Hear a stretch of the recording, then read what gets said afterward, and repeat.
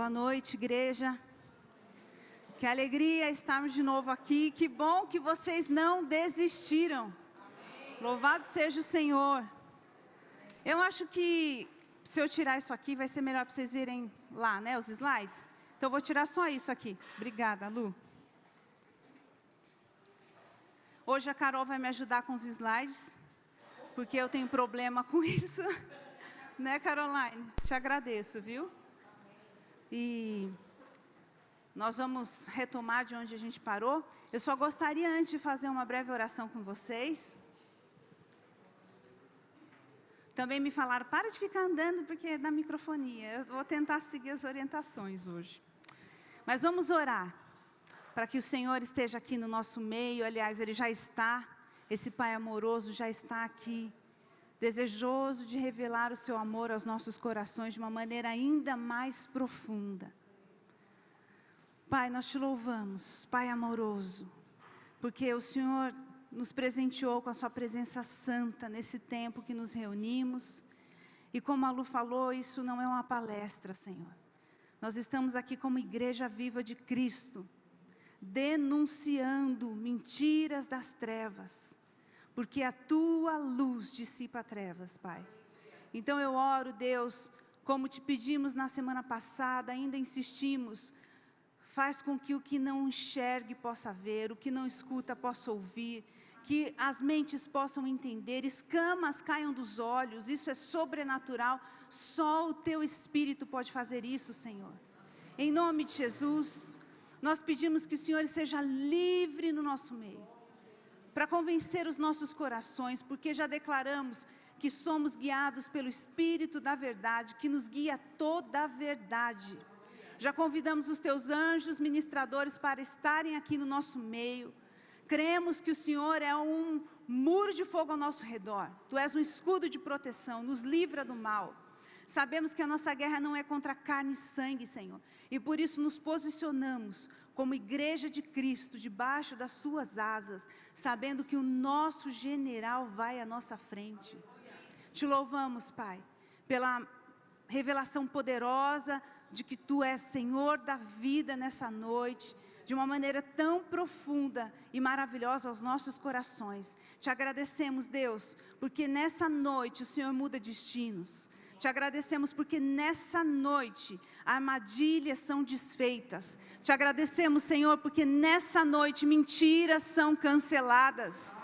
E nós nos alegramos em Ti, nós festejamos e celebramos a Tua força, o Teu senhorio, a Tua majestade, o Teu poder. É em Ti que confiamos, Deus, e é isso que declaramos como filhos nessa noite. Louvado seja o Teu nome. Amém. Amém. Glória a Deus. A Carol já pode iniciar os slides, e eu vou fazer uma breve recapitulação com vocês do que a gente abordou a semana passada. Como vocês sabem, nós somos um público muito diverso, e eu não tenho interesse de trazer minúcias do que foi todo esse movimento, mas trazer, na verdade, pontos principais, para que você consiga gravar isso, e discernir realmente o que há por trás. Então, se a gente for lembrar do que a gente falou a semana passada, já pode ser o próximo slide? A gente lembrou que existiu um tempo que antecedeu a primeira onda feminista, chamada protofeminismo. Essa é a personagem central, houveram outras, mas essa foi a principal, Mary Wollstonecraft. E o que ela, principalmente o ponto principal que ela abordou, né, foi a educação igualitária. O que ela, de certa forma, reclamava? Ela reclamava. Mary classificou as mulheres de seu tempo como insensatas, mimadas, idolatradas, déspotas, privilegiadas, negligentes e desinteressadas. Ela dizia que essa questão de você oferecer para as mulheres uma educação que não era tão rigorosa ou exigente como a que era oferecida para os homens, trazia para a mulher desvantagens. Mas em que sentido essas desvantagens aconteciam? Olha só, ela diz: fortaleça a mente feminina, expandindo-a, e haverá um fim à obediência cega. O que ela queria, na verdade, é, de certa maneira, através da educação, oferecer para a mulher condições de reclamar diante dos homens, essa obediência cega que ela enxergava dentro da vida familiar, dentro ali da relação marido, mulher e filhos, né? Então, se vocês lembrarem do proto-feminismo, qual era a principal personagem, vocês lembrando que era essa Mary Wollstonecraft, para mim já está bom, e vocês lembrando que ela queria essa educação igualitária para que as mulheres saíssem dessa condição de obediência, também já vou ficar satisfeita. A gente sabe que na vida particular dela, ela queria realmente uma liberdade sexual para se mover na sociedade como uma mulher livre, em relacionamentos livres, fora de todo esse padrão moral judaico-cristão. Então, a gente entende que ela não militava simplesmente por um direito à educação, ia muito além dessas fronteiras. Esse foi o primeiro momento histórico de reivindicações femininas, chamado proto-feminismo, e essa é a sua personagem principal. Aí a gente vai então para a primeira onda feminista, que reivindicava o voto. Isso era a maior marca deles, era a maior reivindicação, o voto. Esse movimento de reivindicação do voto aconteceu em vários países do mundo, mas aqui eu vou destacar o que aconteceu na Inglaterra. Essas sufragistas, mulheres militantes pelo voto, eram todas assim, recatadas, comportadas. Vocês lembram o vídeo que eu passei? Ela com aqueles vestidões, fazendo toda aquela marcha nas ruas. Mas quando a gente aproxima a lente, a gente percebe que essas mulheres, já nesse período, por volta de 1910, 1915, elas já tinham ali uma contaminação de todo aquele movimento revolucionário marxista, e elas já se posicionavam não só como mulheres reivindicando o direito do voto, mas querendo, de certa forma, atingir as estruturas de governo. Então, ela mesma diz em um dos seus panfletos, essa que era uma líder sufragista, Emmeline Pankhurst, ela diz que a militância que elas praticavam, na verdade, era uma guerrilha continuada e destrutiva contra o governo.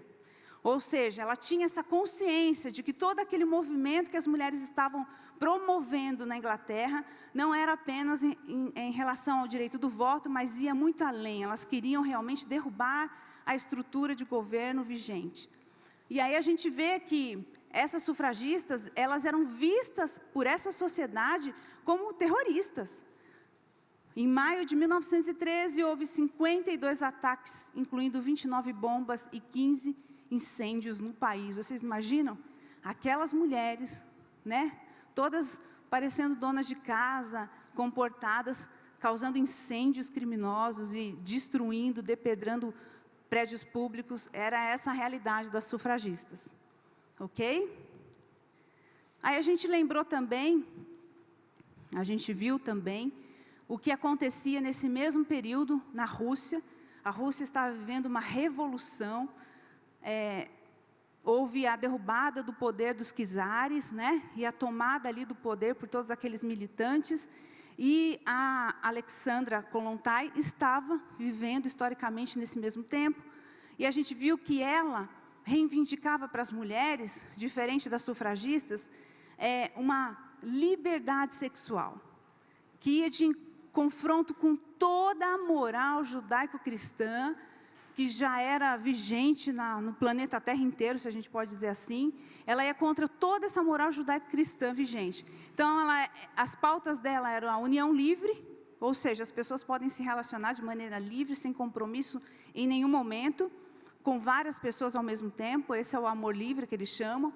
Independência financeira, então a mulher não podia se acomodar diante da realidade de depender de um marido, de um patriarca, né? Dentro desse modelo familiar tradicional.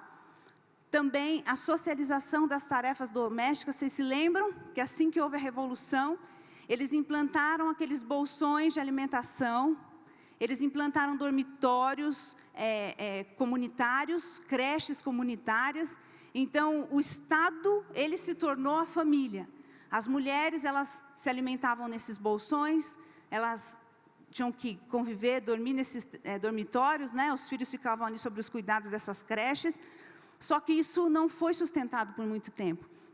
Mas a promessa da Alexandra para as mulheres diante do assombro que elas manifestaram, porque era muito diferente de tudo que elas estavam acostumadas, aquilo que eles estavam propondo, né? Ela dizia assim: sobre as ruínas da velha vida familiar, veremos ressurgir uma nova forma de família que suporá relações completamente diferentes entre o homem e a mulher, baseados em uma união de afetos e camaradagem, em uma união de pessoas iguais na sociedade comunista, as duas livres, as duas independentes e as duas operárias. Não mais servidão doméstica para a mulher, não mais desigualdade no seio da família.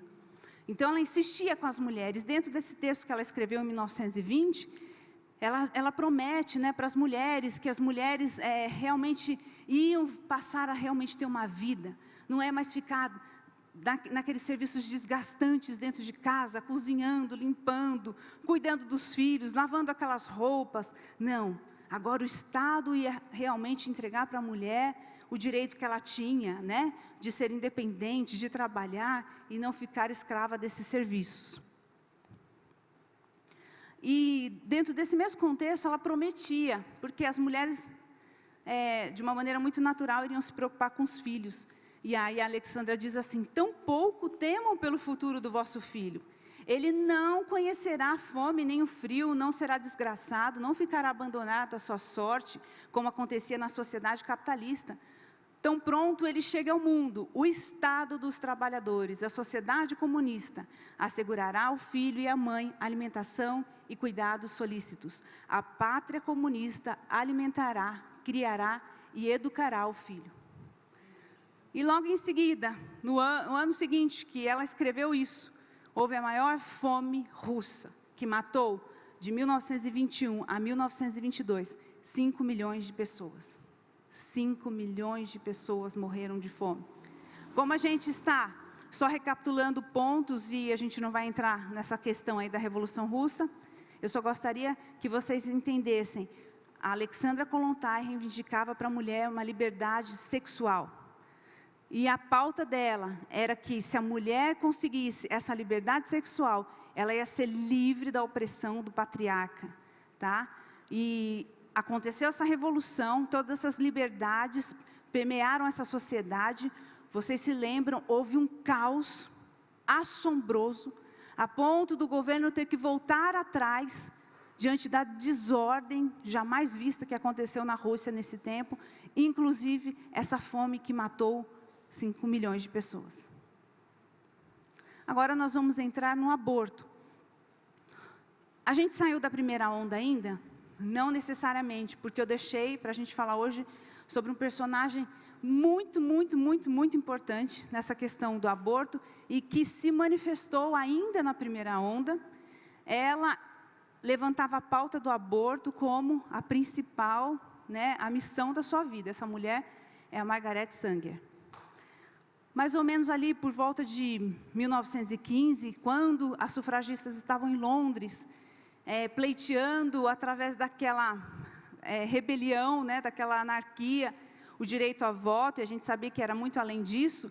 E enquanto na Rússia acontecia uma revolução com derrubada de poder, essa mulher, nos Estados Unidos, pleiteava também a sua causa. Para a gente conhecer um pouquinho como ela pensava, nós vamos ter que entender um termo, que é eugenia. Não sei quantos de vocês sabem o que isso significa. Eugenia é um termo criado em 1883 por Francis Galton. Ele significa bem-nascido. Mas eu vou traduzir para vocês o que realmente é eugenia. É a melhora progressiva da espécie humana através da eliminação dos indesejáveis. Então, se eu nasci com algum problema, alguma deficiência, eu não sou cogitada para continuar essa procriação. Se eu me enquadro dentro de alguns tipos de perfil, eu também sou desclassificada. Vocês vão entender um pouquinho como que funciona esse conceito para essa mulher. Ela dizia assim: hoje a eugenia é sugerida pelas mais diversas mentes como o caminho mais adequado e definitivo para a solução dos problemas raciais, políticos e sociais. O problema mais urgente hoje é como limitar e desencorajar o excesso de fertilidade daquele que é mental e fisicamente deficiente. Por favor, Carol. Ela criou e propôs um projeto para o Congresso americano, que era o seguinte: manter as portas da imigração fechada à entrada de certos estrangeiros, cuja condição seja reconhecidamente prejudicial à força da raça, tais como retardados mentais, dislexos, idiotas, lentos, loucos, portadores de sífilis, epiléticos, criminosos, prostitutas profissionais e outros. Vão assimilando um pouco a linguagem dessa mulher. A Bíblia diz que o homem fala do que está cheio o coração. Então, para vocês entenderem como essa mulher pensava, vão assimilando um pouco qual é a linguagem dela. Ela dizia: o controle da natalidade deve conduzir finalmente para uma raça mais limpa. Devemos contratar 3 ou 4 ministros, pastores de cor, de preferência com histórico de serviço social e com personalidades cativantes. A abordagem educacional mais bem-sucedida para o negro é através do apelido religioso. Nós não queremos que vaze o discurso que intentamos exterminar a população negra. E o ministro é o homem que pode corrigir essa ideia, caso ela ocorra a qualquer um de seus membros mais rebeldes. E ali ela também fala dos filóntropos, né, que tem que desencorajar esse grupo que se encaixa dentro do perfil que ela desqualifica, de se procriarem. E ela diz ali: um peso morto de desperdício humano. Em vez de reduzir e tentar eliminar as espécies que mais comprometem o futuro da raça e do mundo, eles tentam tornar essas raças dominantes numa proporção ameaçadora. Aqui ela falando de novo: controle de natalidade não é apenas um problema individual, não é meramente uma questão nacional, diz respeito a todo o vasto mundo, ao destino último da raça humana. Hordas de pessoas têm nascido, vivido, mas não fazem absolutamente nada para o avanço da raça. Suas vidas são repetições sem esperanças, ervas daninhas, humanas, obstruem o caminho, drenam as energias e os recursos desta pequena terra. Temos que limpar a trilha para um mundo melhor, devemos cultivar nosso jardim. Vocês perceberam a malignidade dessa mulher? Essa mulher teve a coragem de se levantar nos Estados Unidos, ali no começo do século XX, para dizer assim: olha, eu sei a resposta para esses problemas que a gente tem. A gente precisa eliminar alguns tipos de pessoas que realmente estão atrapalhando um futuro onde a gente tem uma sociedade mais saudável, mais organizada, mais justa. E ela começa a criar um plano: como é que a gente vai fazer para que diminua essas pessoas indesejáveis. Então ela começa a criar clínicas de aborto, e olha a estratégia dela: instalando clínicas de aborto em guetos de negros. Solicitar ajuda e dinheiro para criar clínicas de aborto, preferencialmente em áreas não brancas. Por favor, Carol. Essa Margaret Sanger, ela tinha uma mente que nos lembra muito a época do Holocausto. Se vocês se lembram ou conhecem um pouquinho do que aconteceu, esse homem, que eu não vou tentar dizer o nome, ele foi o idealizador do campo de concentração de Hitler. Então, ele também quis aplicar essa técnica da Margaret Sanger de orientar as pessoas a abortarem, a usarem métodos contraceptivos, quando eles, de certa forma, estavam ali comandando uma área da Rússia, né? Então, assim como os nazistas, eu vou dizer nem alemães, né, mas o povo nazista naquela época, debaixo desse governo aí de Hitler, começou a selecionar as pessoas, começou a exigir uma perfeição para criar essa raça pura, essa raça ariana. Antes de Hitler, Margaret já pensava nisso. Ela já queria que houvesse uma sociedade perfeita, e ela achava que alguns tipos de pessoas tinham que ser exterminados, e ela trouxe a solução. Qual é a solução? Aborto. Aborto. As pessoas têm que abortar, elas não podem ser incentivadas a terem famílias grandes, elas precisam usar métodos contraceptivos. E essa organização, a Planned Parenthood, é a maior clínica de aborto dos Estados Unidos, está presente em todos os estados americanos, são muitas filiais, e quem foi a fundadora, idealizadora e quem começou isso? Foi a Margaret Sanger. A Margaret Sanger que começou isso. Esse é o legado dessa mulher. Clínicas de aborto. E aí, será que ela conseguiu o que ela queria? Porque ela queria que o aborto fosse uma ferramenta para exterminar, o pastor está falando, vai para lá, para exterminar os negros, os imigrantes, os latinos, os hispânicos, os indígenas, os asiáticos, aqueles que não se encaixavam no perfil dela. Esse foi o plano, essa mulher militou, ela angariou fundos, ela fez da vida dela uma missão. E vocês acham que ela conseguiu? De 2011 a 2014, essa ONG, essa organização fez 1.312.000 abortos, isso nos Estados Unidos.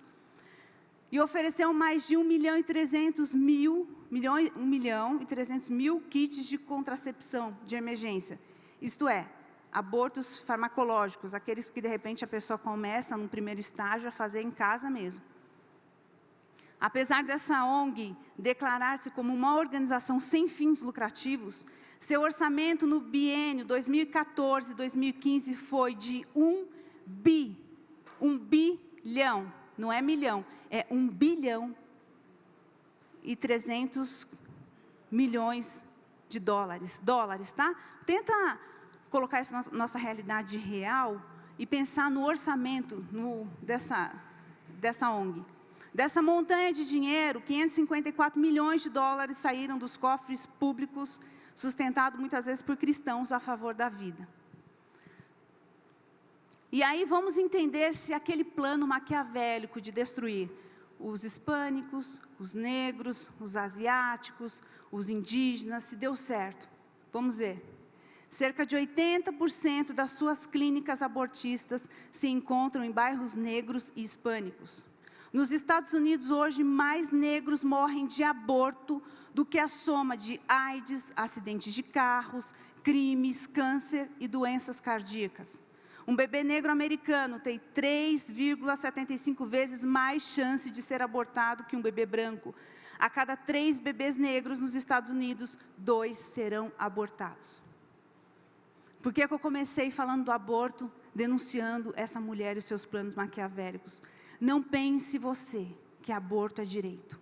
Aborto não é direito.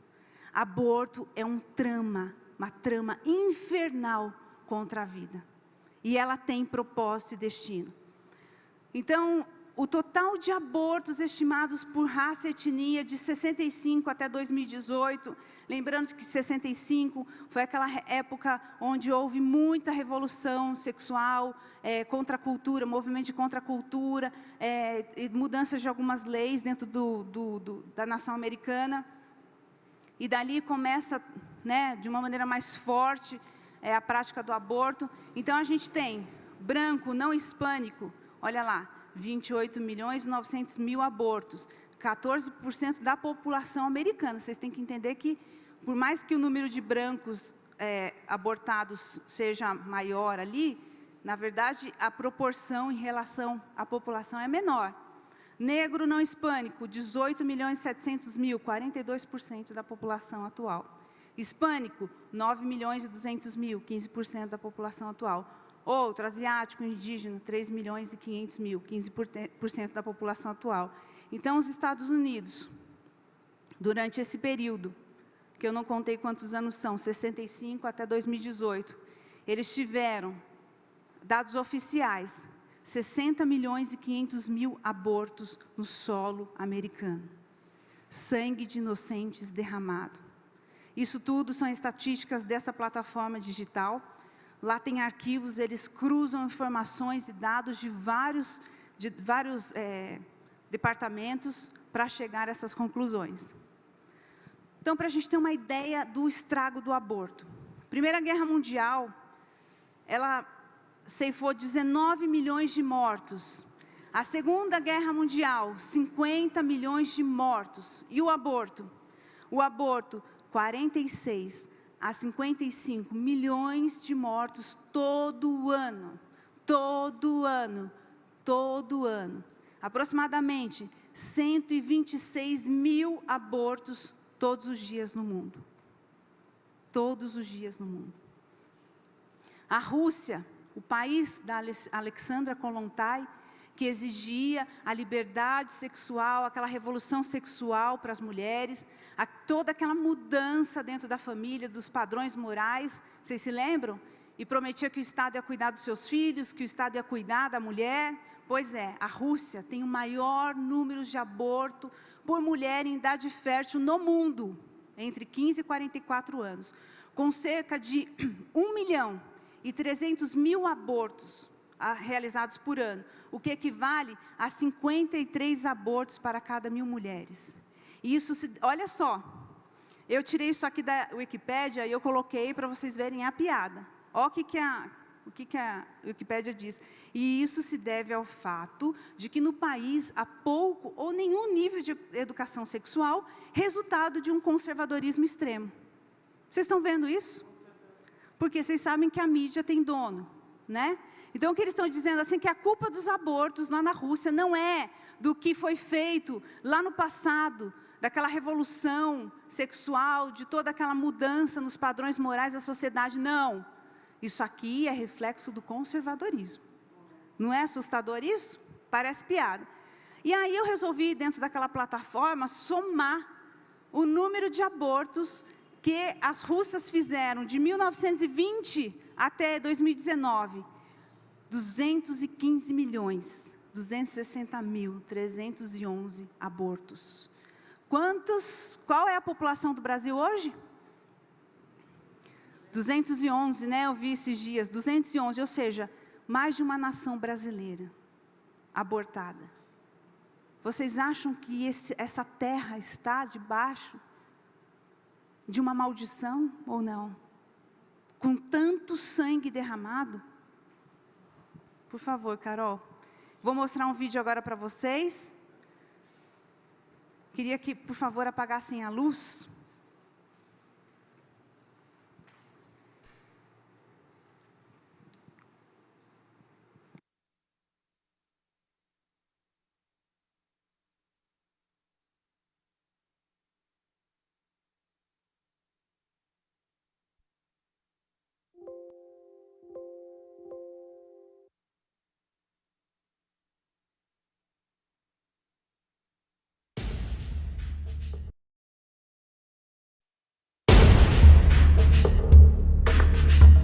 I looked her straight in the eye and I said, Daphne, I killed my baby.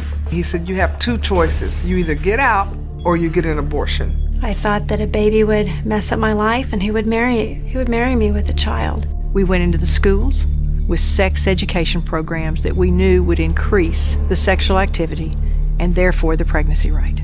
I lived in a crappy apartment and I drove a crappy car and I didn't even have a job. Who was I to raise a child?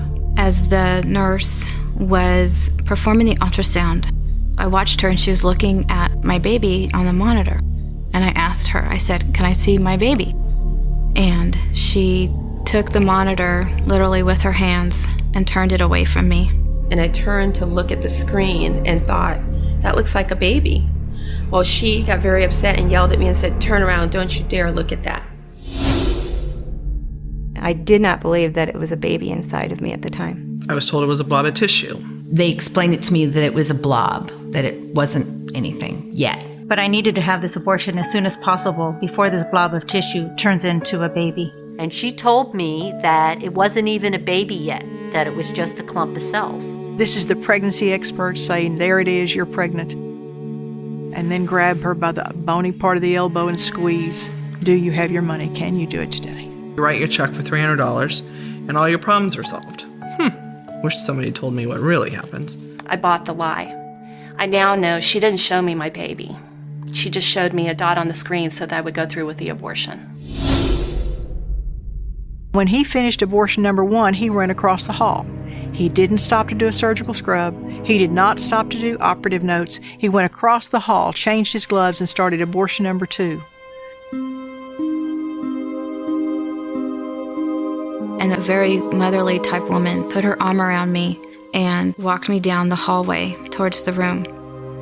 I knew what I was doing was not all right, and I knew it wasn't going to be over soon. I knew I had to live with this decision once again for the rest of my life. He began to work on me, and I remember feeling horrifying cramps, and it was worse than they had ever told me. They turned on the vacuum machine, and it was a loud, horrible noise. The sound of that vacuum machine, I'll never forget that noise. The awful sound of the vacuum extracting the baby. The sound of this machine was like this ghoulish generator, and then the pain hit me. I literally felt like my soul was being sucked out that day. It was excruciatingly painful, and I almost passed out. And immediately, the tears just started rolling down my eyes. And I remember laying there crying and wishing that I could stop it, but it was too late. They sucked the life out of my body that I knew I'd never be able to get back. And I knew right then and there I had made the biggest mistake of my life. I heard the sound of the vacuum, and all of a sudden I saw a splattering of the blood, and I knew my baby had to be in that jar. And that memory burned in my mind because I realized that was the only remains of the child that I had had inside of me. And I heard one nurse say to the other nurse, "It's twins." And then she took the trash bag and she tied it in a knot and she walked out with the twins in that trash bag. I was hysterical. I was crying, and for the first time, maybe because I was heavily medicated, I felt free to call out and say, you know, it was my baby, it was my baby. I knew deep inside of me that what I had done was take the life of my own child.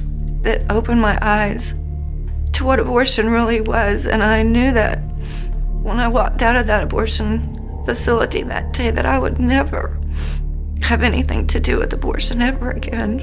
All the feminists said is my body, my right. This was going to help me. Why didn't I feel that way? They said my life would get back to normal again. It's never been back to normal again. The grief and trauma and shame that we as women deal with this choice, I wouldn't wish on my worst enemy. I had nightmares. I became depressed. I wanted to meet them. I wanted to see what they would have looked like, hear their voices. It affected me as a woman, as a mother, as a wife. It finally just get to a point where I no longer wanted to live. I felt I could no longer go on. In the middle of the night, she woke up and she was just crying. And I looked in her face and I just saw terror. I began to have suicidal thoughts, and I made a suicide attempt. I turned the gas on in the oven, and thank God a friend came to the door. I tried 2 other times to kill myself as well. There's not enough tissue in my office to handle the tears of the women when they realize that they may have killed the only baby that they will have. The doctor told me that because of all of that scarring in my uterus from the abortions, that I had been left infertile and that most likely I would not become pregnant again. I was 16 when I had my abortion. I'm 48 now, and I'm still coming to terms with the fact that I'm never going to have children the normal way. I lay on the table and started thinking, how am I going to tell my husband that I'm not going to be able to have children with him? It was the reality of knowing that the only 3 children I would ever bear, I killed. I thought many times, well, I won't be able to be at my little girl's first birthday party. I won't be having those father-daughter talks. I won't be able to take her to school the first day or walk down the football field at homecoming. I'm going to miss those occasions. I would just encourage any woman that found themselves in the same situation that they would really think twice about it and that they wouldn't let fear lead them to make a decision that they would regret the rest of their life. You don't want to live a life of regrets, wondering what your child looked like, wishing you could hear their laughter, because one day you will experience that if you choose to give your child life. There's life and joy for everyone in America, and that should be from fertilization to natural death. And so I invite you today and always, it's very important to just choose life. Many women have had abortions, and there's no place for them to go, to have the voice, to say it. I think there's a lot of women in hiding because of still the shame of admitting it and its impact in their life. So what I would want to say is take courage and do so for yourself and for the memory of that child.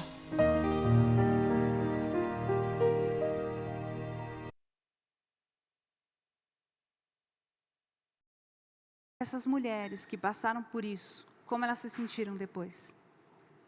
Como foi a vida delas depois do aborto?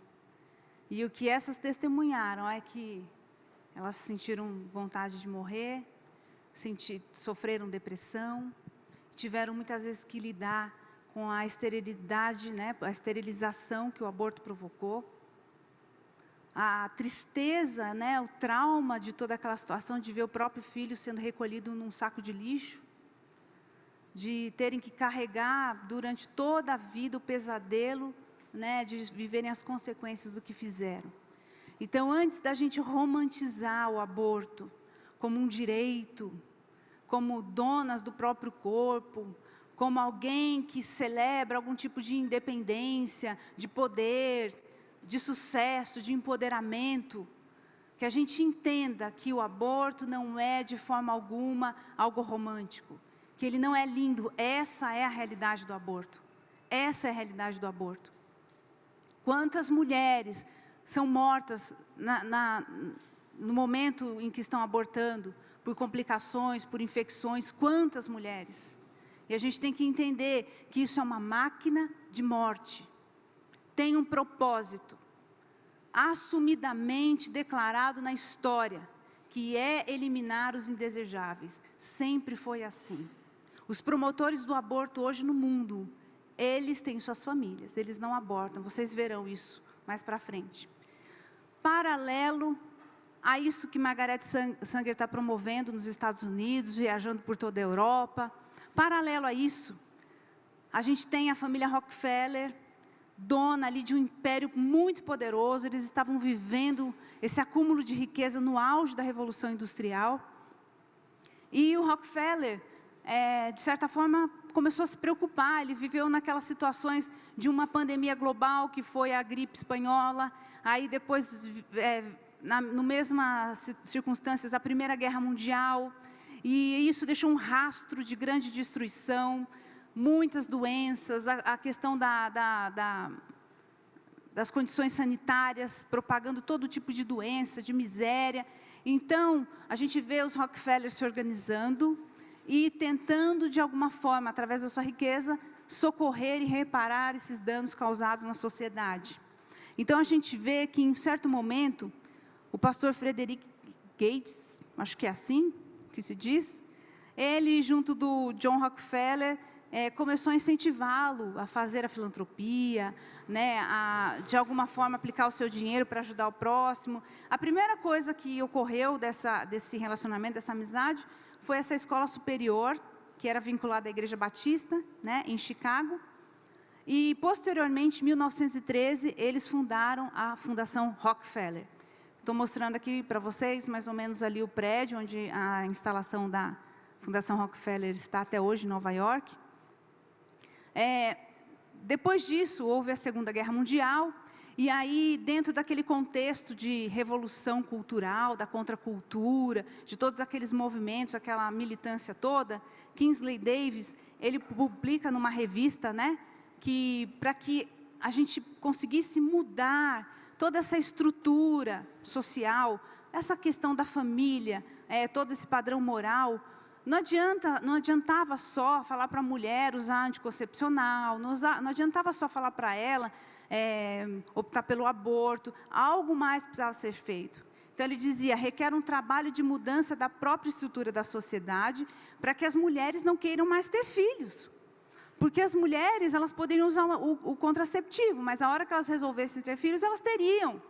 E se essas pessoas, e aqui os Rockefeller, pensando como Margaret Sanger, estavam preocupados com o crescimento da população global, eles viveram muito intensamente aquela gripe espanhola e a Primeira Guerra Mundial, e eles ficavam pensando, se a população global aumentar demais, nós viveremos um caos, uma guerra civil sem proporções em várias partes do mundo, a gente precisa fazer alguma coisa para controlar esse crescimento populacional. Então, os Rockefeller também ficavam preocupados com isso, eles criaram uma frente de estudos, estudos demográficos, justamente para traçar planos o marido sempre mandando eu voltar aqui para fazer um xizinho no chão. Traçar planos para realmente causar um impacto nesse crescimento global populacional. Então, esse estudo do Kingsley mostrava isso, que não adiantava ficar falando para as mulheres usarem contraceptivo e abortarem, que teria que haver mudanças mais profundas.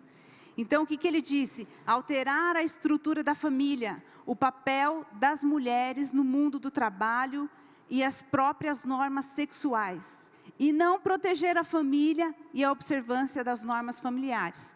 Ele disse, a mudança tem que ser muito mais profunda. Não adianta vocês ficarem com esse recurso desgastante. Os Rockefeller investiram muitos milhões de dólares desenvolvendo contraceptivos, desenvolvendo métodos, o DIU, todos esses que a gente conhece hoje muito bem, foram anos de pesquisas, laboratórios organizados, tudo para diminuir o número de habitantes no planeta Terra.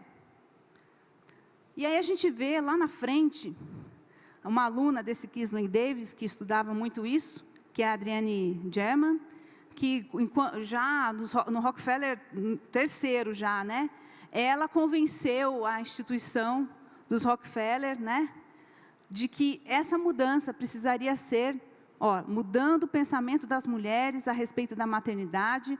Os movimentos feministas tornaram-se apenas uma massa de manobra na mão dos grupos globalistas que querem o controle populacional. Então, o que ela fez? Ela falou, a gente tem que mudar as mulheres. Também não adianta você ficar falando para ela, aborta e usa contraceptivo. Vocês têm que apresentar para elas alguma coisa mais interessante. O que pode ser mais interessante do que ela estar em casa, planejando ter 5 filhos, alimentando os filhos, cuidando da família? O que pode ser mais interessante que isso? E essa Alexandra falou, empoderar as mulheres, dar para ela uma possibilidade, uma carreira brilhante, independência.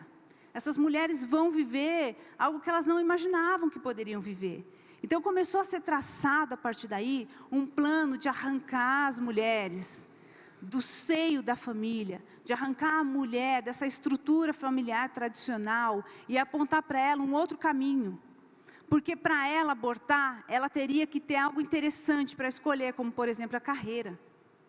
Então isso começou a ser trabalhado de maneira muito efetiva a partir daí. Aqui a gente vê que os Rockefeller começaram sua fundação, só que no ano de 1936, Ford, que também foi um bilionário da época, criou a Fundação Ford em Detroit. Aí ele está com o filho dele. Aqui é um aniversário dele, ele está recebendo uma Gran Cruz da Águia Alemã, um presente do amigo dele, Adolf Hitler, que mandou para ele lá. Olha só, vocês imaginam, Não diz assim o ditado? Diga-me com quem andas, que te direi quem és.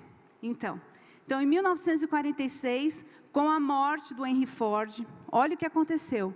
90% das ações da companhia são doadas à Fundação Ford e somente 10% para os seus herdeiros. Me diga uma coisa, o que faz um homem bilionário doar 90% da sua riqueza para uma organização e não para os seus filhos? A gente vai entender isso. Aqui são 2 fotos do mesmo prédio, mas é o prédio da sede da Fundação Ford, lá em Nova York. Olha que lindo, tem um jardim dentro, é tipo o pátio central, tem um jardim. No meio de Manhattan, você entra lá e você vê esse jardim com até uma piscina. Olha que chique, né? Eu estou mostrando isso por quê? Porque eu quero que vocês entendam que há muito dinheiro envolvido, que há muito poder por trás. Né? Se esses são os escritórios, imagine o quanto de dinheiro essas pessoas movimentam o tempo todo.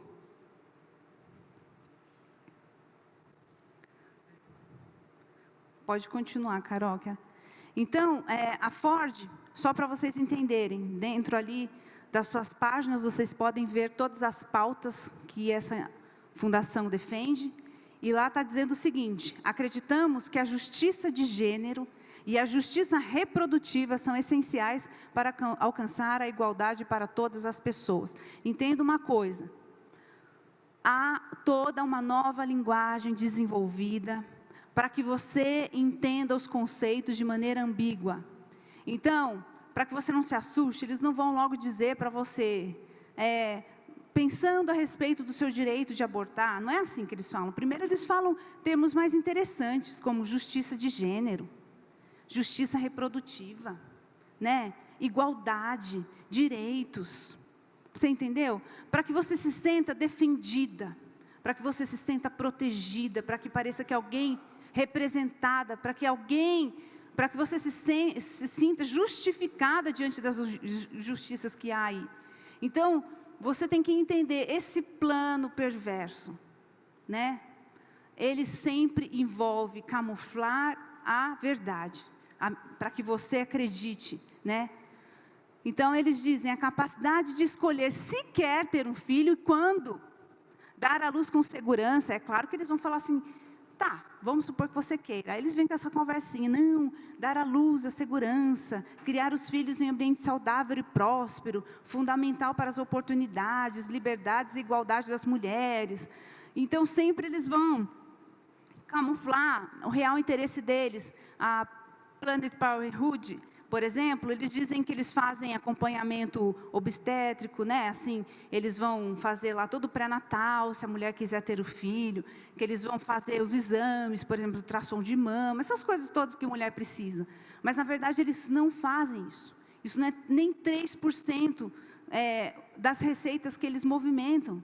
O foco deles é o aborto. O foco deles é que você saia de lá sem um filho, porque eles não querem mais gente nesse planeta.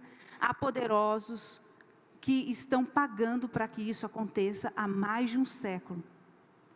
Então a Ford gasta entre 500 milhões e 550 milhões por ano para apoiar o trabalho de justiça social em todo o mundo. Ela também se comprometeu a investir até 1 bilhão de sua dotação total de 12 bilhões, esse é o patrimônio que eles têm. Então, desse patrimônio investido, geram os lucros que sempre são voltados para suas frentes e para todos os projetos que eles sustentam globalmente falando, né? Então, eu mostrei para vocês até agora a Ford, né? E os Rockefeller, a Fundação Rockefeller. Vocês viram que os Rockefeller começaram lá atrás, preocupados com as epidemias, preocupados com aquele caos social, resultado da Primeira Guerra, resultado da pandemia, que era a gripe espanhola. Aí depois a gente viu que a família Ford também entrou nisso e fundou sua ONG, né? 90% do patrimônio deles foi ali para a ONG. E agora, este homem, George Soros. Alguém já ouviu falar de George Soros? Alguns? Ele é dono da Fundação Open Society. Aí também mostrando para vocês, fica lá em Nova York. Imagina um dos metros quadrados mais caros do planeta Terra. Está lá, escritórios sempre luxuosos. E eles também têm aí 15 bilhões, né? Como se fosse o capital dessa organização. E do lucro desses 15 bilhões, eles fazem o pagamento e os investimentos de todas as frentes, né, ideológicas que este homem defende. Esse homem, ele é acusado de se intrometer em todos os países da Terra. Ele se intromete em brigas, em disputas políticas. Tudo que ele puder mexer, ele mexe. Ele é um capitalista, sim, só que ele defende a agenda esquerdista até as últimas consequências. Até as últimas consequências. Ele diz que quando ele era criança, Ele já se via brincando de ser Deus e fazendo do mundo exatamente aquilo que ele pensava. Então vocês imaginem só, muito, mas muito dinheiro para promover a agenda da esquerda em todo o planeta Terra. Todos os movimentos de militância que vocês veem na rua, inclusive agora. Carol, pode passar, por favor? Um pouquinho para frente, só para ver. Ah, não, pode voltar, eu acho que eu tirei. Que teve agora, desse menino que morreu lá nos Estados Unidos, morto pelo policial. Oi? Isso. E aí vocês viram todos aqueles militantes na rua. Quem fundou esse movimento e quem banca ele é o Soros, é o Jorge Soros. Ele repassa uma verba milionária para que essas pessoas possam estar nas ruas. Eu vi uma reportagem de uma mulher negra chorando na porta do seu restaurante que estava totalmente destruído, e ela falava assim: se vidas negras importam, por que vieram aqui e destruíram o meu restaurante que eu levei a vida inteira para construir? Porque a questão dessa agenda não é exatamente se vidas negras importam, eles estão ali sendo pagos para fazer uma tarefa, obedecer uma ordem. E nesse caso era gerar o caos, por mais que parecesse uma manifestação de revolta, de busca de direitos, de indignação contra uma atrocidade daquela, na verdade eles estão cumprindo uma agenda. Por trás há pessoas pagando, os líderes dessa militância são pagos. Por quê? Porque há uma agenda, há um objetivo de criar um caos. E o Soros tem um lema que é segregar para formar aquilo que ele quer, ou seja, primeiro eu bagunço tudo, eu quebro tudo e depois eu construo da minha maneira, né? E aí, só para vocês terem uma ideia, a Open Society, que é essa ONG do Soros, eles colocaram isso aqui, foi essa semana, no site deles, né, da ONG aqui no Brasil, e olha o que eles dizem: o Brasil se tornou um novo epicentro da pandemia Covid-19, que está afetando desproporcionalmente as populações marginalizadas e vulneráveis, incluindo comunidades negras e povos indígenas. Esses desafios foram agravados pela hostilidade em relação aos direitos humanos da atual liderança política do país. O que vocês entenderam aqui? O que eles estão dizendo? Fora Bolsonaro, estava dizendo assim: as comunidades negras e indígenas no Brasil estão sendo muito afetados com o Covid. É só a comunidade negra e os indígenas, gente? Então, eles sempre vão usar essa abordagem. Sempre. Porque eles usam minorias, mas não é porque eles querem proteger essas minorias. É usá-las, manipulá-las, entendeu? Como escudos para conseguirem os seus objetivos. Então, eles prometem que nesse contexto, Conectas, que é a ONG que recebe essa verba, aumentará sua capacidade de utilizar o conteúdo contencioso estratégico como ferramenta de promoção e proteção dos direitos fundamentais. A Open Society Foundations fornecerá $1 milhão por ano, durante os próximos 5 anos, $1 milhão, não é real. Durante os próximos 5 anos, isso compromete a implementar uma estratégia para levantar fundos de filantropia nacionais e internacionais na proporção de 1 para 1. Então, eles estão dizendo, no site deles, que eles vão investir $5 milhões nos próximos 5 anos para fomentar a discussão em torno dessa fragilidade que a comunidade, principalmente indígena e negra, sofreu nesses dias com o Covid e em relação à posição da liderança do país, né? Que é, de certa forma, longe de respeitar os direitos humanos. Vocês entendem que eles deixam bem claro qual é a militância deles? Vocês percebem isso? E a gente vê também o Bill Gates, né, e a esposa dele, Melinda Gates, que formaram essa ONG também. Olha aí, eles têm família, tá vendo? Ela não aborta. Porque a grande questão é o seguinte: aborto é só para os indesejáveis, gente. Entenda, aborto não é direito.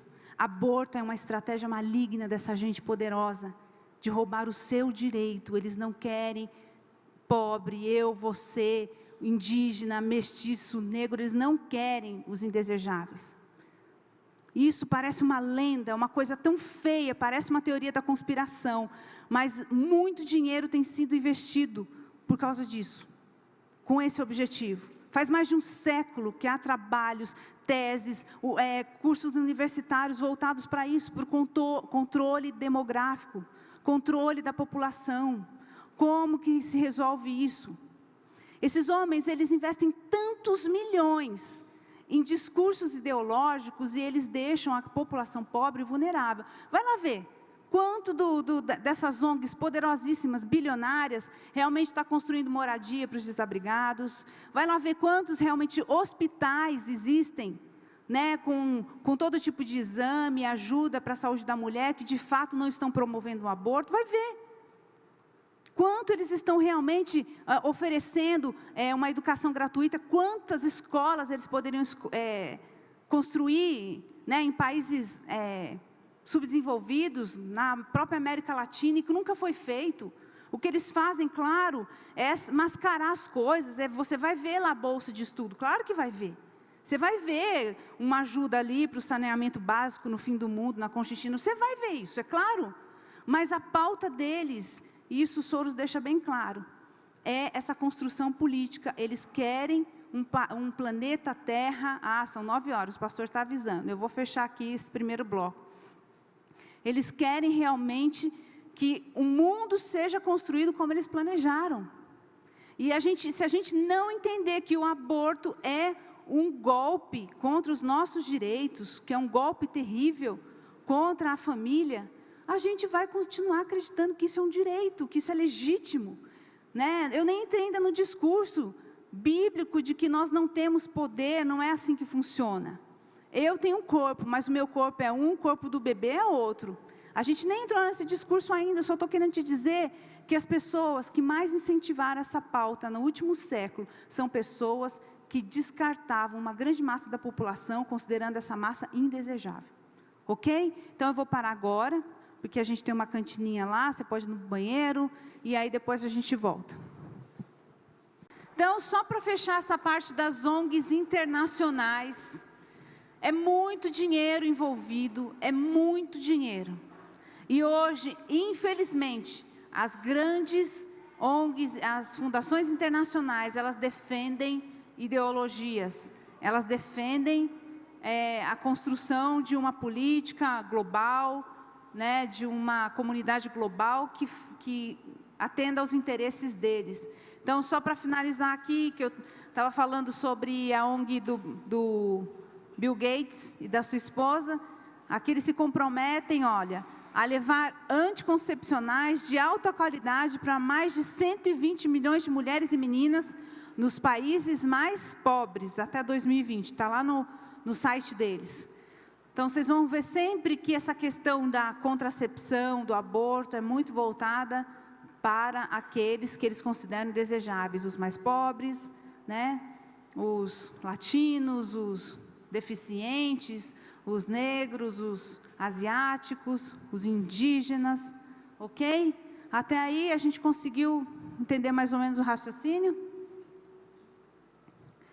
Então, a grande pauta aqui é que existe um controle demográfico, existe um grupo da sociedade composto de homens poderosos, multibilionários, que se preocupam até aonde vai o número da população global. Esse é o problema. Nós já estamos em 7 bilhões de pessoas. Onde isso vai chegar?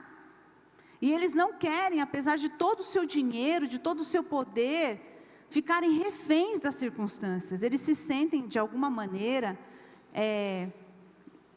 eles acham que eles têm o direito de tomar medidas de precaução para que isso não aconteça. E isso se dá através do controle demográfico. Então, aqui, esse não é assunto de hoje, né? Isso são pautas para outros seminários, o gaysismo, racismo, meio ambiente. Mas vocês têm que entender como eu posso fazer para que a população do mundo pare de aumentar. Então, algumas estratégias: fomentar a homossexualidade, o feminismo, a cultura da família pequena, a contracepção, esterilização, abortos e aquecimento global. Pasmem, essa questão do meio ambiente, mundo verde, também é uma pauta desses poderosos. Porque se eu disser para você que o planeta Terra não vai suportar mais gente, você vai acreditar em algum momento você vai concordar comigo de que realmente eu tenho que ter menos filhos, de que realmente tem muita gente nesse país, nesse planeta, de que realmente alguma coisa tem que ser feita. Então, há também todo um plano por trás disso, desse discurso, que também fica para um outro dia, tá? E agora eu quero que vocês vejam esse vídeo e apaguem as luzes, por favor, Pepinha, obrigado.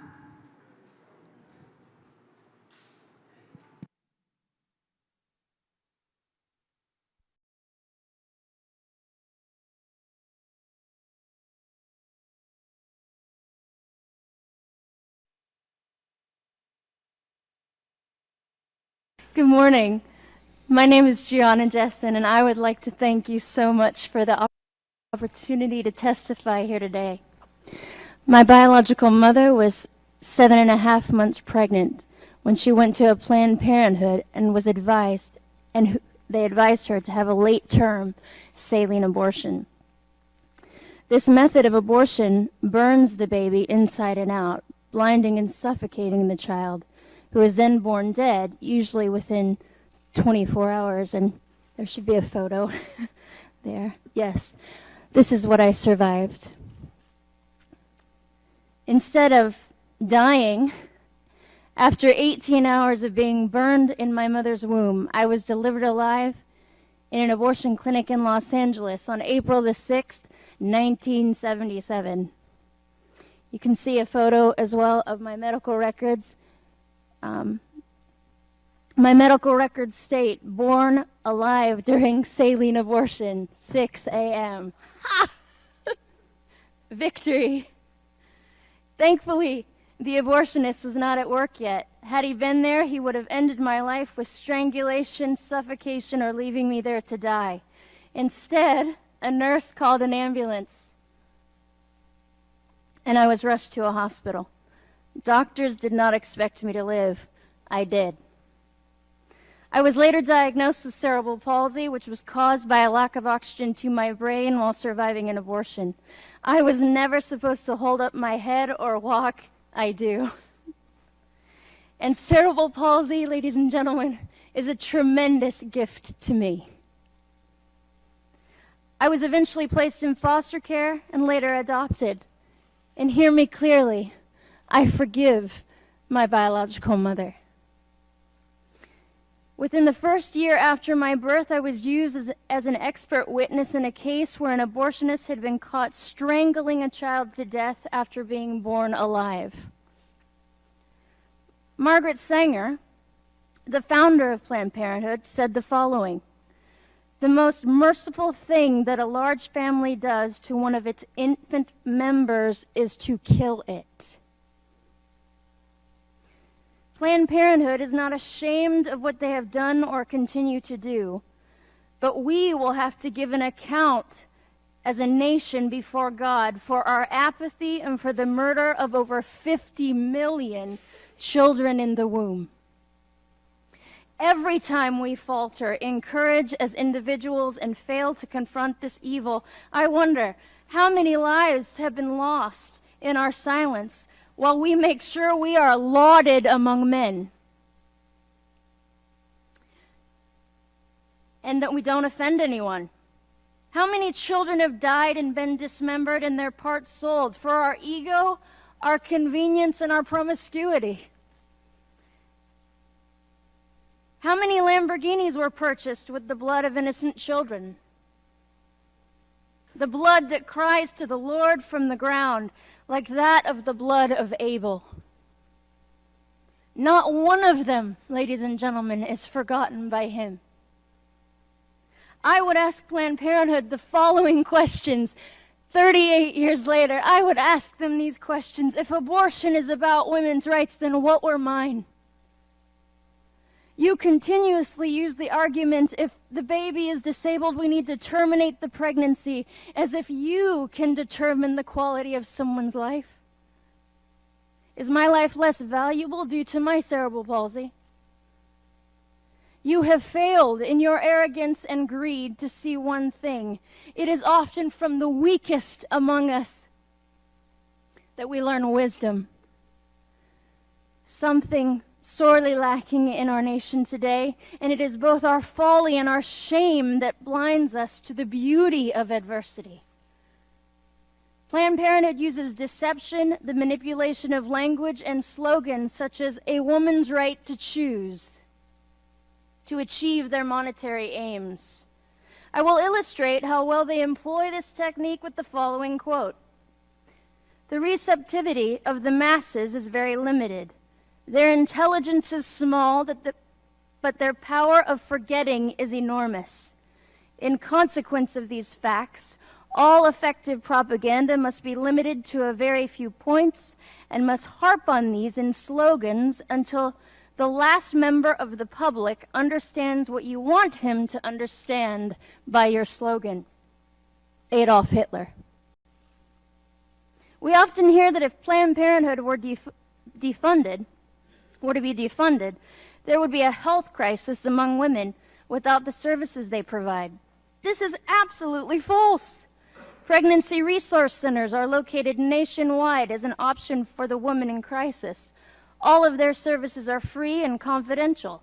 They can be reached by texting helpline to 313131. There is access to vital exams for women other than Planned Parenthood. We are not a nation without options. Planned Parenthood receives $500 million of taxpayer money a year to primarily destroy and dismember babies. Do not tell me these are not children. A heartbeat proves that. So does 40 ultrasounds, so do I. And so does the fact that they are selling human organs for profit.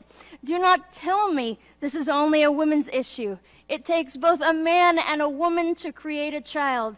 And to that point, I wish to speak to the men listening to me. You are made for greatness. You were born to defend women and children, not to use and abandon us, nor sit idly by while you know we are being harmed, and I am asking you to be brave. In conclusion, let me say, I am alive because of the power of Jesus Christ alone, in whom I live, move, and have my being. Without him, I would have nothing, and with him, I have all. Thank you.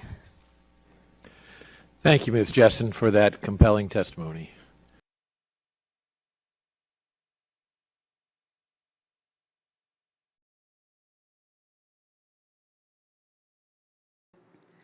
Alguém que essa estrutura ideológica tentou matar, mas Deus decretou que viveria e viveu para testemunhar que Ele é poderoso.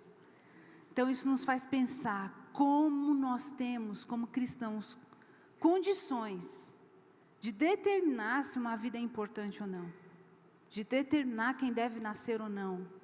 Vocês viram que ela é uma pessoa independente da mãe. Não é meu corpo e com ele eu decido que vou matar algum intruso. Não é assim, né? E só para a gente agora concluir essa denúncia, eu vou mostrar para vocês como que essa questão do aborto foi manipulado nos Estados Unidos. E eu digo Estados Unidos porque isso sempre repercute no resto das nações, principalmente Brasil. Então esse é um caso que a Caroline cita no livro, que eu estou usando como referência, né, para a gente discutir aqui esse assunto. Então, quem é essa mulher? Essa é a Norma Nelson. O pai dela abandonou a família quando ela era jovem, né? Ela e o irmão foram criados por uma mãe alcoólatra e violenta. Com 10 anos ela já fez roubos, depois foi para um reformatório. Com 16 anos ela se casou. E aí a Norma caiu nas drogas e nas bebidas, vício que durou na vida dela por 30 anos. Quando ela se casou com 16 anos, ela teve um filho e a mãe ficou com os direitos legais dessa criança. A mãe alcoólatra ficou, só que depois de um tempo ela engravidou novamente. E aí ela entregou essa criança para adoção. E aí aconteceu a terceira gravidez, que é onde ela pensou no aborto. O que ela foi? Ela foi orientada, né, pelo médico que a atendeu a falar com essa advogada. Na verdade eram duas, e essas advogadas que eram feministas estavam procurando uma mulher, mais ou menos no perfil dela, que fosse uma pessoa sem condições financeiras, vulnerável, que estivesse grávida e que desejasse abortar. Tinha outros estados nos Estados Unidos que já permitiu o aborto, mas eles insistiram que ela se posicionasse como alguém que não tinha recursos. E ela não tinha mesmo recursos, né? Para viajar para um outro estado e ir lá fazer o aborto. Então, essas advogadas começaram a militar mesmo, militar pelo direito do aborto, usando essa mulher como uma espécie de marionete. E para piorar a situação, ainda alegaram que ela tinha sido violentada, estuprada, então, por isso ela queria o aborto. E aí, o que aconteceu é que isso tramitou na justiça e não deu tempo de ser decidido antes do bebê nascer. Então, o bebê nasceu e ele foi encaminhado para adoção, porque não dava tempo realmente de haver o veredito. Porque isso foi em 70, toda essa situação na mídia, né? E ela sendo exposta como alguém que reivindicava o direito no aborto, e as advogadas articulando tudo, né, nos bastidores. Só que em 73 é que saiu a decisão da Suprema Corte dos Estados Unidos, né, de que as mulheres tinham direito ao aborto livre da interferência do Estado. Esse caso foi conhecido como Roe versus Wade, porque era um promotor que respondia pelo Estado, então por isso que ficou ela contra o Estado, né? E aí, olha só que coisa curiosa, o direito ao aborto sem interferência do Estado foi decidido por uma Suprema Corte em cima de uma situação mentirosa e fraudulenta, porque essa mulher, ela nunca tinha sido vítima de um abuso, né? Ela quis sim em algum momento abortar, mas assim, ela na verdade caiu numa rede e ela foi usada, né, como manobra por essas militantes, essas advogadas militantes, para reivindicar esse direito. Ou seja, a mulher que é ícone do aborto nos Estados Unidos nunca fez um aborto. Ela nunca fez um aborto. Então, é muito estranho isso, né? Depois de um tempo, ela trabalhava inclusive numa clínica de aborto, e do lado tinha uma igreja, Missão Resgate, e ela teve um encontro com Jesus. Ela disse que foi num culto, ela se decidiu por Jesus, fizeram uma longa fila de pessoas abraçando ela, e ela realmente conta uma experiência mesmo com Cristo ali. Só que ela vivia com a parceira dela, né, que ela tinha uma parceira, ela era lésbica, e que vivia com ela já há muitos anos. E o que acontece? Essa conversão dela foi acompanhada, ela escreveu livros, ela dava depoimentos. Então, essa mulher que, sem querer, foi parar na mídia, através de uma reivindicação de aborto, que foi promovida e provocada por aquelas advogadas, agora, de novo, cai a atenção de todos, porque diz que é convertida e que nunca foi, na verdade, né, a favor do aborto, mas sim a favor da vida. E isso gera também todo um desgaste da imagem dela, porque todos aqueles que são a favor do aborto se levantaram de maneira tendenciosa, acusando ela de ter sido, de certa forma, sustentada ou paga pelos conservadores, pela igreja, para fazer esse papel, né? Então, existe toda uma polêmica em torno da vida dela, mas é só para vocês entenderem como que uma conquista, na verdade, foi através de uma situação fraudulenta, como tudo acontece no mundo das trevas. Essa aqui é uma estátua de Moloque, que foi exposta no começo desse ano, na entrada do Coliseu, em Roma. Me pergunte por quê, não sei. Eles estavam dizendo lá que é porque no Coliseu é onde houve grande morte de cristãos. Mas o que é essa estátua de Moloque tem a ver com isso, né? Por favor, Carol. Então, quando a gente pensa a respeito do que o Senhor fala sobre aborto, a gente tem que entender a concepção de Deus em relação à vida, os valores do céu, né? Então, Jeremias 32, 35 diz: e edificaram os altos de Baal, que estão no vale do filho de Rinom, para fazerem passar seus filhos e suas filhas pelo fogo a Moloque, o que nunca lhes ordenei, nem veio ao meu coração que fizessem tal abominação para fazerem pecar a Judá. Deus falando através do seu profeta sobre uma prática pagã, onde os filhos, as crianças eram oferecidas como sacrifício. As crianças eram, geralmente era essa estátua de Moloque, eles colocavam lenha, ateavam fogo ali, aquilo virava uma fornalha, e as crianças eram jogadas vivas lá dentro. As trevas sempre se alimentou de sangue, a moeda do mundo espiritual é sangue. Não pensem vocês que todos esses sacrifícios humanos feitos através do aborto, isso não é moeda no mundo espiritual. Isso está trazendo maldição para as nossas vidas, famílias, nação, para o mundo todo. Vocês imaginam debaixo de que estrutura de opressão demoníaca vive aquela Rússia, com esse saldo de 215 milhões de abortos no último século? É terrível, é terrível. Olha como a cultura de morte, ela vai se infiltrando e se tornando normal diante da nossa cultura. Olha isso. Como é que a gente pode conceber que a humanidade convive com essa situação sem ficar estarrecido, abismado? Levítico 22 diz: também dirás aos filhos de Israel: qualquer que dos filhos de Israel ou dos estrangeiros que peregrinam em Israel der da sua descendência a Moloque, certamente morrerá. O povo da terra o apedrejará. Abominação. Abominação diante do Senhor. A ponto de haver lei que dizia que esses deveriam ser apedrejados, exterminados. Por quê? Porque o Senhor condena de forma radical. E aí a gente pensa, qual é a linguagem de Deus? O que Deus acha do feto que está dentro de uma mulher? É um tecido, como essas aborteiras dizem? É, sei lá, um corpo estranho? Não, olha o que o Senhor diz: tu criastes o íntimo do meu ser, né? Davi dizendo: me teceste no ventre da minha mãe. Eu te louvo porque me fizeste de modo especial e admirável. Suas obras são maravilhosas, digo isso com convicção.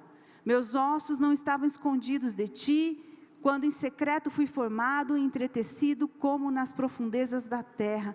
Os teus olhos viram o meu embrião. Os teus olhos viram o meu embrião. Todos os dias determinados para mim foram escritos no teu livro, antes mesmo de eu existir. Nós servimos a um Deus que planeja e sonha e tem propósitos para todos nós. Nenhum de nós é dispensável, nenhum de nós deixa de ter valor aos olhos do Senhor. Por isso que o que aquela menina falou é verdade. Na terra clama o sangue de todos esses inocentes, e o Senhor não vai esquecer de nenhum deles. Nenhum deles. Deus cobrará o sangue desses inocentes. Deus cobrará, porque são vidas. Respondeu Jesus: eu sou o caminho, a verdade e a vida. Nós servimos a um Deus que Ele representa a vida e não morte. O nosso Deus não tem como referência da sua essência, do seu caráter, das suas ações, morte. Não, Ele é a expressão da vida. Por isso a gente tem que entender que Deus não compactua. Ele jamais estará de acordo com uma perversidade dessa. Deus é vida. Então o Senhor Deus formou o homem do pó da terra e soprou em suas narinas o fôlego de vida. O que Deus nos dá é sempre vida. Vida. Ele é o Senhor da vida. O ladrão vem para matar, roubar e destruir. Mas Jesus diz: eu vim para que vocês tenham vida e a tenham em abundância. Pois em ti está a fonte da vida. Fonte da vida, graças à tua luz, vemos a luz. O salário do pecado é a morte, mas o dom gratuito de Deus é a vida, não só vida, mas eterna, vida eterna. Vocês lembram que Pedro disse: Senhor, para onde eu irei? se só tu tens palavras de vida eterna. Nós estamos vivendo em dias de tão grande destruição. Nós precisamos entender que é tempo da igreja se levantar. E a igreja marchar contra as portas do inferno significa um posicionamento radical contra essa cultura de morte que está aí. Nós sabemos em quem temos crido. O nosso Deus é o Deus da vida. E vai ser necessário que Ele entre em todas as nossas áreas de percepção, de discernimento, de interpretação do que está acontecendo aí fora e manifeste a vida dEle.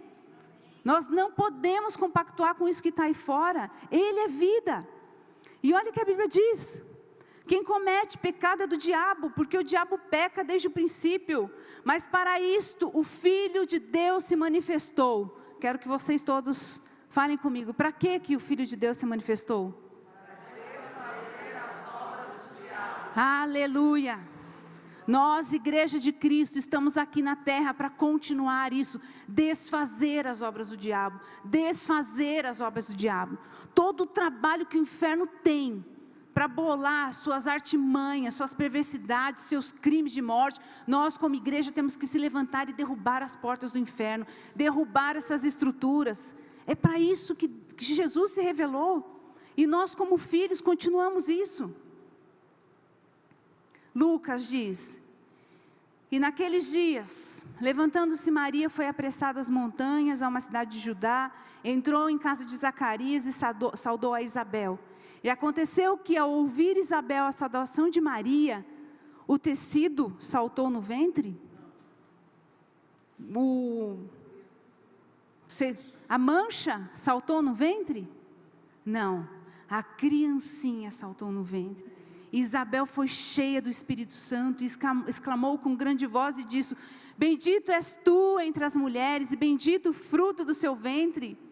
E de onde me provém a mim que venhas visitar-me a mãe do meu Senhor? Pois eis que ao chegar aos meus ouvidos a voz da tua saudação, a criancinha saltou de alegria no meu ventre. Essa é a palavra de Deus que confronta a mentira das trevas. Nós não geramos uma manchinha, né, um pedacinho de tecido. E aliás, vocês viram que essa última menina no depoimento disse: há um mercado negro que pegam os restos do aborto e acabam negociando.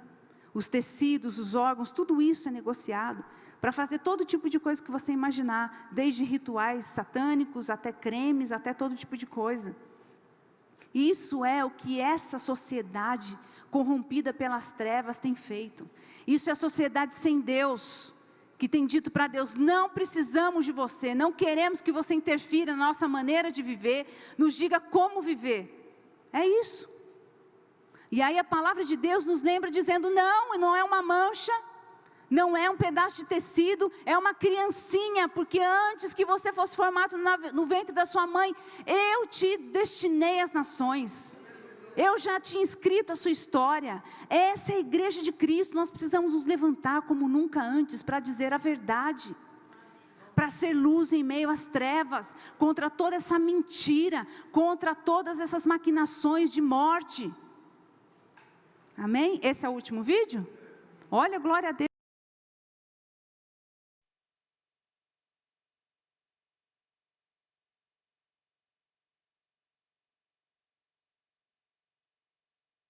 I know I was meant to be. This life was meant for me. Though you went through so much pain, all your tears, they were not in vain. Although you could not see, God had planned for me.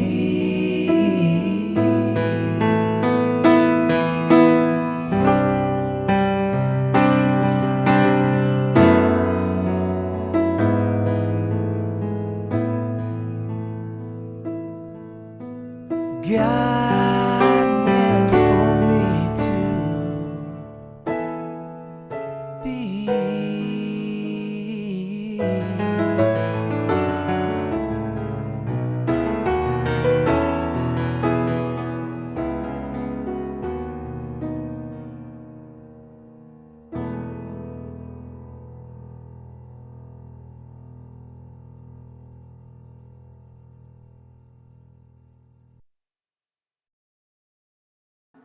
que tinham 13 filhos, desses 3, 10 eram adotivos e 3 biológicos, e a mãe dele sofreu estupro e resolveu continuar com o bebê, e ele diz que é feliz porque a mãe dele, biológica, fez isso, porque aí ele foi adotado por esse casal e ele teve direito de viver, né? Ele é cristão, ele tem uma ONG, e ele trabalha, inclusive, denunciando esse esquema, né? Esse engano, principalmente desse legado da Margaret Sanger, através dessa clínica, que é uma clínica muito poderosa lá nos Estados Unidos, e que trabalha através desse projeto de morte mesmo, para exterminar os indesejáveis para essa elite global. Entendam uma coisa, quem paga a propaganda do aborto no mundo são homens poderosos que têm grandes famílias. Ninguém da casa deles aborta não, viu? Vocês viram Bill Gates? Vocês viram 3 filhos? George Soros tem 5 filhos, é casado pela 3ª vez, né? Vai deixar todo o patrimônio dele para sua descendência, porque apesar de atacar o modelo familiar tradicional, ele tem família, ele tem descendente. Então, para eles, não cola esse discurso. Agora, o que eles querem é que eu e você, que a gente caia nessa conversa de que isso é direito. Isso nunca foi e nem vai ser direito. E como cristãos, filhos de Cristo, adotados pelo Senhor, herdeiros com Cristo Jesus, o nosso posicionamento ainda deve ser mais claro e mais profundo, porque nós sabemos, né, quem é que nos planejou, quem é que determinou o nosso destino, e nós não vamos nos mover debaixo de mentira, mas debaixo da verdade. Amém? Então a gente encerra hoje essa pontinha que ficou da primeira onda. Eu quis dar uma atenção maior ao aborto, porque eu sei que é um assunto polêmico, e infelizmente às vezes ele parece realmente muito convincente, parece um direito da mulher. E vocês têm que entender que quem opera não é só homens poderosos e com dinheiro que manipulam essas situações, mas a gente está brigando, lutando com estruturas espirituais da maldade. Então, o que faz uma mulher se entregar apaixonadamente a um discurso desse são estruturas espirituais de domínio, de encantamento, de persuasão. É o que Paulo diz, esses sofismas que se levantam contra o conhecimento de Deus e que vão fazendo com que a gente acredite nisso e que a gente abrace isso e que a gente chegue ao ponto de ir numa dessas clínicas e fazer uma coisa dessa. Então a gente tem que entender que são guerras espirituais. Guerras espirituais. Quem nos convence nesses dias é o Espírito Santo de Deus.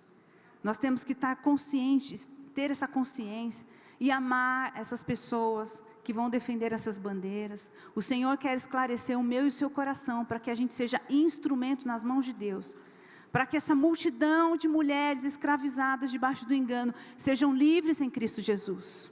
O Senhor planejou cada uma delas. O Senhor deseja que cada uma delas seja alcançada, mesmo as que abortaram, a cura, a perdão, a restauração, a libertação, a promessa de uma nova vida em Cristo. E a gente precisa, com esse coração, com esse olhar, cuidar dessas mulheres. Não chegue dando chute, né? 2 pés no peito, já matando. Não, ame, né? Entenda. São guerras espirituais. Ore, e que o Senhor use cada um de nós para ser instrumento nesses dias, amém? Eu gostaria de orar para a gente encerrar. Pai, nós te louvamos, Senhor, porque o Senhor não nos deixa confundidos. Nós andamos debaixo da sua luz. A sua luz dissipa toda a treva, ela aponta o caminho, ela nos mostra a verdade com clareza. E nós confiamos que o Senhor é um Pai amoroso, como a Lu começou cantando esse culto. O Senhor nos adota como filhos. Os seus planos são de paz e não de mal. Nós não precisamos, Senhor, vestir os trapos que o mundo nos oferece. Não precisamos ser empoderados por esses argumentos perversos. Quem nos empodera e nos torna preciosos é o teu sangue derramado na cruz, é as vestes de filho que recebemos, é o anel que o Senhor coloca no nosso dedo como autoridade, como filhos legítimos, é a sandália que o Senhor coloca nos nossos pés, que remove nossa situação de escravidão. É isso que nos empodera. Nós nos sentimos, Deus, importantes, preciosos e valorosos quando conhecemos cada vez mais profundo o seu amor, a revelação de Pai, que vai crescendo a cada dia no coração de cada um de nós aqui. Te louvamos porque o Senhor tem nos guardado desse mundo perverso, porque o Senhor tem esclarecido as nossas mentes e o nosso coração. Livra-nos do engano, livra-nos de desistir, livra-nos de termos essa palavra roubada, que o Seu Espírito Santo continue operando em cada um de nós. E Senhor, vai nos mostrando o propósito que o Senhor tem com esse seminário, vai nos mostrando o propósito que o Senhor tem para essa igreja, e que possamos ter a alegria de ser luz no meio das trevas, que possamos em nome de Jesus ser uma igreja que se posiciona radicalmente contra o pecado, contra o mundo, contra o diabo, uma geração sábia, não aos olhos do mundo, mas em relação a sabedoria que vem do Teu reino, uma geração que busca a pureza, que recusa-se a se contaminar com esse mundo, e uma geração, Senhor Deus, decidida a Te servir, radicalmente. Nós Te louvamos por tudo que o Senhor está fazendo no nosso meio, leva cada um debaixo da paz, Senhor, da segurança, que os Seus anjos estejam acampados ao nosso redor em todo o tempo, em nome de Jesus, amém, amém, glória a Deus.